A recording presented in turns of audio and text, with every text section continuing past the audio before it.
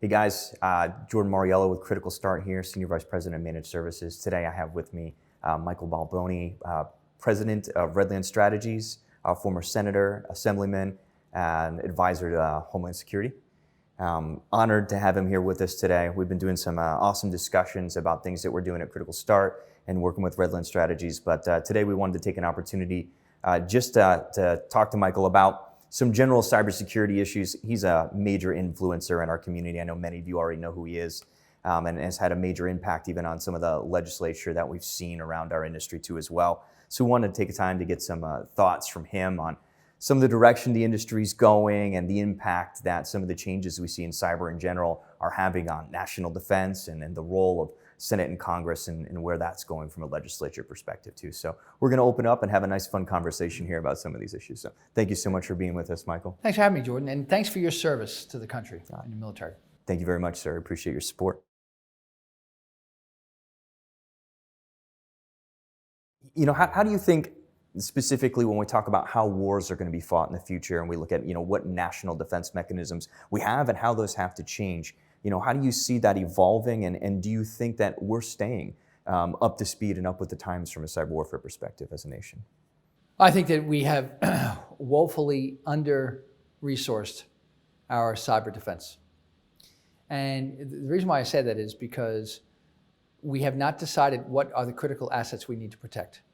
You could decide that there's a triaging of national assets and national vulnerabilities that we need to fix collaboratively, that the private-public partnership should and is the model, particularly if you adopt some of the standards like that NIST standard we referred to before. But at the same time, we haven't really decided, well, is it power plants we need to really focus on? Is it healthcare? We've seen the WannaCry ransomware attack and the Ryuk attack that have convinced the world, boy, it's pretty easy to get a worm into a network, be able to search across the entire network, find vulnerabilities. In the case of WannaCry, of course, it was the Windows program that had been unsupported, unpatched, and then spread throughout the world, throughout the globe, and have potentially dramatic impacts on how things happen. Of course, whether it was a British hospital network, whether it was the Maersk shipping, where ports actually were close to being shut down.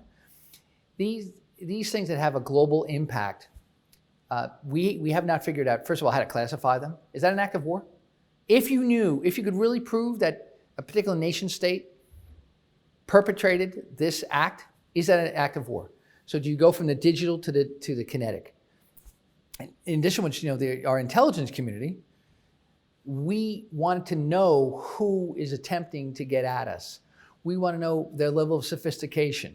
We want to know what assets they have available to them.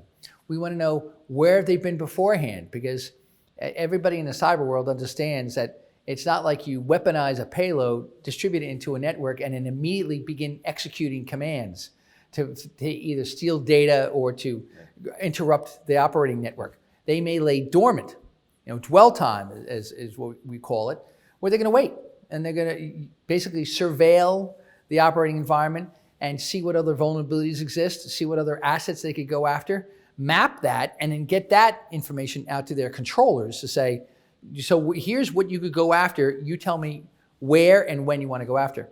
So there's no immediacy of the attack and response. And then the last piece is we walk around with our cell phones, and we have more computing power on our cell phones than they had on the first lunar lander. So it's ubiquitous computing. As a matter of fact, there's a statistic that by 2023, I believe it is, there'll be 7 billion phones on the planet. So much more than obviously the population of the Earth. And each one of them has the ability to communicate, to calculate, to transmit data, and therefore become a single point of entry into a network. So how do you secure all those endpoints? And how do you make sure that people are aware of the fact that they have a vulnerability that they're walking around in their pocket with? So a lot of information needs to get out there, a lot of understanding, awareness, and then strategies and solutions.